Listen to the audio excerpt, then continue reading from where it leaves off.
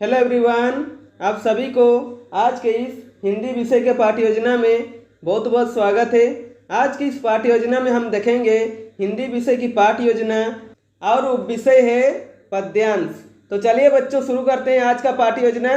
तो सबसे ऊपर आप देख सकते हैं हिंदी विषय की पाठ्य योजना संख्या 63 लिखी हुई है। यहाँ पर आपको पाठ्य योजना संख्या लिखनी होती है, जितनी भी संख्या आपके पाठ्य योजना की होगी। उसके बाद विद्यालय का नाम लिखेंगे। आप जिस भी विद्यालय में पढ़ाने के लिए जाएंगे उस विद्यालय का नाम यहाँ पर मेंशन करेंगे। उसके बाद छात्राध्यापक अथवा छात्राध्यापिका का नाम लिखेंगे। यदि आप पुरुष हैं तो छात्राध्यापक का नाम लिखेंगे, और यदि आप महिला हैं तो छात्राध्यापिका का नाम लिखेंगे। उसके बाद कक्षा मेंशन करेंगे। कक्षा है 5, विषय है हिंदी, और आज का प्रकरण है गिलहरी का घर, जो कि एक कविता है। ठीक है। उसके बाद कालांश मेंशन करेंगे। कालांश यानी कि पीरियड। आप जिस भी पीरियड में पढ़ाने के लिए जाएंगे उस पीरियड का यहाँ पर मेंशन करेंगे। उसके बाद है अवधि। अवधि है 45 मिनट। किसी किसी विद्यालय में 35 मिनट या 40 मिनट भी होता है, तो आप अपने विद्यालय के हिसाब से देख लीजिएगा। उसके बाद दिनांक मेंशन करेंगे। ठीक है। तो बच्चों, ऐसे बहुत सारी वीडियो पाने के लिए आप इस चैनल को सब्सक्राइब कर दीजिए, और आप किसी विषय का लेसन प्लान चाहते हैं तो कमेंट बॉक्स में कमेंट करके बता सकते हैं। तो चलिए आगे बढ़ते हैं। उसके बाद आता है सामान्य उद्देश्य। सामान्य उद्देश्य विषय संबंधित होता है, तो यहाँ पर आप हिंदी विषय को ध्यान में रखकर लिखेंगे। सामान्य उद्देश्य में विषय और उपविषय को पढ़ाने से बच्चों में किन किन चीज़ों का विकास होगा वो सब इसमें लिखना होता है। इसमें मिनिमम आप 4 से 5 पॉइंट लिख सकते हैं, या मैक्सिमम 8 से 10 पॉइंट लिखा जा सकता है। तो देखिए, पहला पॉइंट में लिखेंगे छात्रों को कविता के प्रति रुचि उत्पन्न कराना। दूसरा पॉइंट में लिखेंगे छात्रों के विचार एवं तर्क शक्ति का विकास करना। तीसरा पॉइंट में लिखेंगे छात्रों में मातृभाषा के प्रति रुचि पैदा करना। और चौथा पॉइंट में लिखेंगे छात्रों को पाठ में आए हुए कठिन शब्दों के उच्चारण में अभ्यास कराना। ठीक है। उसके बाद आता है विशिष्ट उद्देश्य। विशिष्ट उद्देश्य कुछ ऐसे उद्देश्य जो कि टॉपिक से रिलेटेड उद्देश्य होता है, यानी कि छात्र अध्यापक के द्वारा छात्रों को पढ़ाने के बाद छात्रों में क्या क्या बिहेवियर में चेंज आएंगे और उनमें किन किन चीज़ों का विकास होगा, वो हमारे विशिष्ट उद्देश्य के अंदर इंक्लूड होते हैं। ठीक है। इसमें मिनिमम आप 3 पॉइंट लिख सकते हैं, या मैक्सिमम 4 से 5 पॉइंट लिखा जा सकता है। तो देखिए, पहला पॉइंट में लिखेंगे छात्रों को कविता का अपने शब्दों में व्याख्या करने योग्य बनाना। दूसरा पॉइंट में लिखेंगे छात्र गिलहरी का घर कविता में निहित केंद्रीय भाव एवं विचार को ग्रहण कर सकेंगे। और तीसरा पॉइंट में लिखेंगे छात्रों को शुद्ध, स्पष्ट, आरोह अवरोह विराम चिन्हों का प्रयोग करते हुए वाचन करने योग्य बनाना। ठीक है। उसके बाद लिखेंगे शिक्षण विधि, यानी कि टीचिंग मेथड। इसमें शिक्षक कौन कौन सा शिक्षण विधि प्रयोग कर पढ़ा रहे हैं वो यहाँ पर मेंशन करना होता है। तो देखिए, व्याख्यान विधि, प्रश्नोत्तर विधि, आगमन विधि और निगमन विधि इत्यादि। ठीक है। उसके बाद लिखेंगे शिक्षण सहायक सामग्री। इनमें वो सभी सामग्री आते हैं जो शिक्षक पूरे कक्षा यानी कि पूरे 45 मिनट पढ़ाने के दौरान प्रयोग करता है, जैसे कि देखिए चौक, डस्टर, श्यामपर, संकेतक इत्यादि। ठीक है। उसके बाद लिखेंगे पूर्व ज्ञान। इसमें क्या लिखा हुआ है देखिए, छात्र छात्रा गिलहरी के बारे में सामान्य जानकारी रखते हैं। ठीक है। उसके बाद आता है प्रस्तावना। प्रस्तावना प्रश्न किसी पाठ्य योजना का महत्वपूर्ण हेडिंग कहा जाता है, क्योंकि प्रस्तावना प्रश्न बनाने में सबसे ज़्यादा दिक्कतें आती है। तो देखिए, प्रस्तावना प्रश्न का फॉर्मेट कैसे होता है देखते हैं। प्रस्तावना प्रश्न का फॉर्मेट 3 कॉलमों से बनता है। पहला कॉलम में लिखेंगे क्रम संख्या, दूसरा कॉलम में लिखेंगे छात्र अध्यापक क्रियाकलाप अथवा छात्र अध्यापिका क्रियाकलाप, और तीसरा कॉलम में लिखेंगे छात्र छात्रा क्रियाकलाप। ठीक है। इसमें मिनिमम आप 3 प्रश्न पूछकर प्रकरण निकाल सकते हैं, या मैक्सिमम 5 से 6 प्रश्न पूछकर प्रकरण निकाल सकते हैं। ठीक है। इसमें सभी प्रश्नों के क्रम में क्रमबद्धता होनी चाहिए और पूर्व ज्ञान के आधारित होनी चाहिए। इसमें छात्र अध्यापक के प्रश्न करने पर जो छात्र छात्रा उत्तर देंगे उसी उत्तर से छात्र अध्यापक पुनः एक प्रश्न करेंगे। ठीक है। तो देखिए, यहाँ पर आपको और अच्छे समझ में आ जाएगा। क्रम संख्या में 1 लिखेंगे। छात्र अध्यापक पहला प्रश्न करते हैं, गिलहरी का चित्र बनाकर दिखाएंगे और पूछेंगे बच्चों से कि बच्चों ये किसका चित्र है। तो बच्चे क्या उत्तर देते हैं? उत्तर देते हैं गिलहरी। ठीक है। यहाँ पर देखिए छात्र छात्रा क्या उत्तर देते हैं, उत्तर देते हैं गिलहरी। ठीक है, अब इसी शब्द को लेकर छात्र अध्यापक पुनः एक प्रश्न करेंगे। ठीक है, तो देखिए छात्र अध्यापक दूसरा प्रश्न करते हैं, गिलहरी कहाँ पर रहता है। तो छात्र छात्रा क्या उत्तर देते हैं, उत्तर देते हैं घोंसला पर। ठीक है, उसके बाद छात्र अध्यापक तीसरा प्रश्न करते हैं, गिलहरी का घोंसला को और किस नाम से जाना जाता है। तो छात्र छात्रा क्या उत्तर देते हैं, उत्तर देते हैं गिलहरी का घर के नाम से जाना जाता है। ठीक है, उसके बाद छात्र अध्यापक चौथा प्रश्न करते हैं, कवि हरिवंश राय बच्चन जी द्वारा रचित कविता गिलहरी का घर से आप क्या समझते हो। तो छात्र छात्रा क्या उत्तर देते हैं, छात्र छात्रा कोई उत्तर दे नहीं पाते हैं और मौन रहते हैं, यानी कि ये क्या हो जाएगा, समस्यात्मक प्रश्न हो जाएगा। ठीक है, इसका उत्तर छात्र छात्रा नहीं दे पाएंगे तो कक्षा शिक्षक यानी आपका कर्तव्य है कि आप उस चीज़ को अच्छे से समझाएं बच्चों को। उसके बाद उद्देश्य कथन में लिखेंगे, बच्चों आज हम लोग कवि हरिवंश राय बच्चन जी द्वारा रचित कविता गिलहरी का घर के बारे में विस्तृत अध्ययन करेंगे। ठीक है, उसके बाद आता है प्रस्तुतिकरण। प्रस्तुतिकरण पाठ को हमें सबसे अच्छा बनाना होता है कि जितना भी कंटेंट होता है टॉपिक का वो सब प्रस्तुतिकरण पाठ में रखते हैं। ठीक है, तो देखिए प्रस्तुतिकरण का फॉर्मेट कैसे होता है देखते हैं। प्रस्तुतिकरण का फॉर्मेट 4 कॉलम से बनता है। तो देखिए पहला कॉलम में लिखेंगे शिक्षण बिंदु यानी कि टीचिंग पॉइंट, इसमें हम कौन कौन से पॉइंट कवर करेंगे वो सब लिखेंगे। दूसरा कॉलम में लिखेंगे छात्र अध्यापक क्रियाकलाप अथवा छात्र अध्यापिका क्रियाकलाप यानी कि पुपिल टीचर एक्टिविटी, इसमें क्लासरूम में टीचर क्या क्या एक्टिविटी कर रहे हैं वो सब लिखेंगे।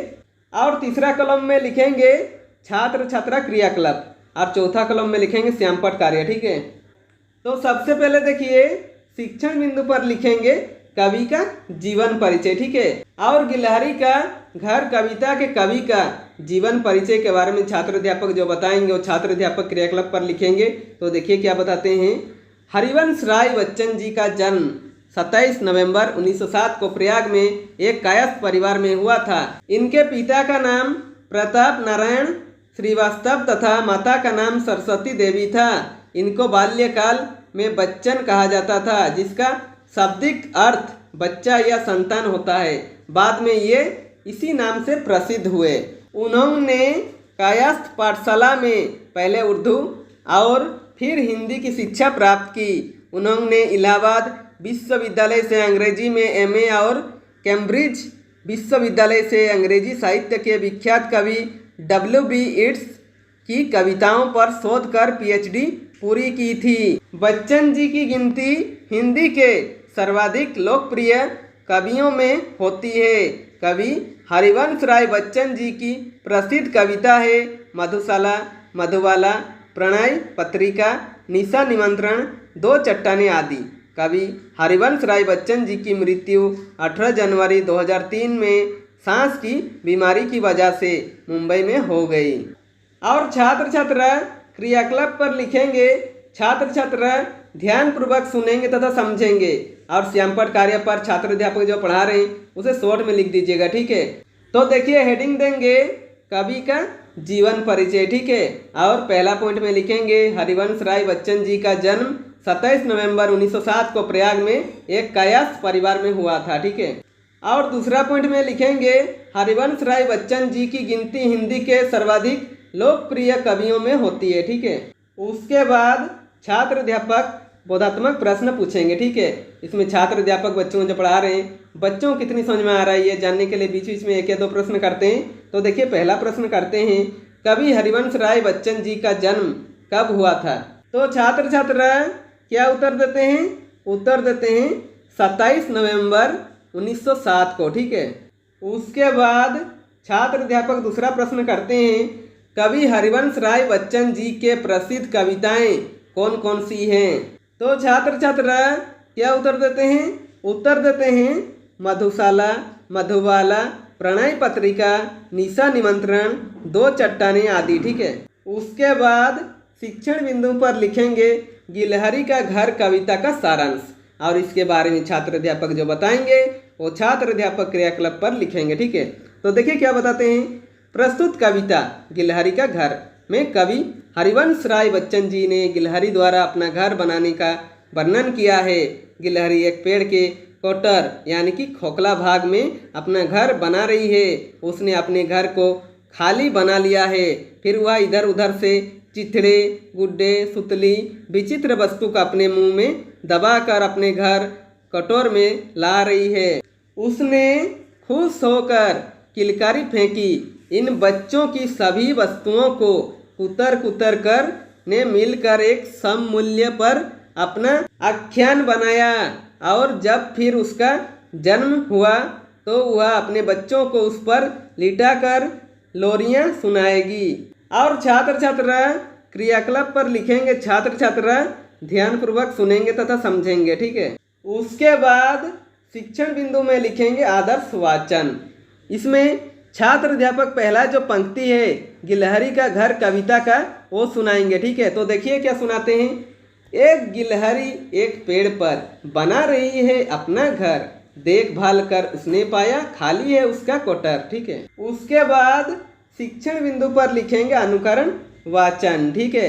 इसमें छात्र अध्यापक के साथ बच्चे भी इस पंक्ति को दोहराएंगे, ठीक है। तो देखिए कैसे दोहराते हैं। एक गिलहरी एक पेड़ पर डॉट डॉट डॉट खाली है उसका कोटर, ठीक है। उसके बाद शिक्षण बिंदु पर लिखेंगे भावार्थ, ठीक है।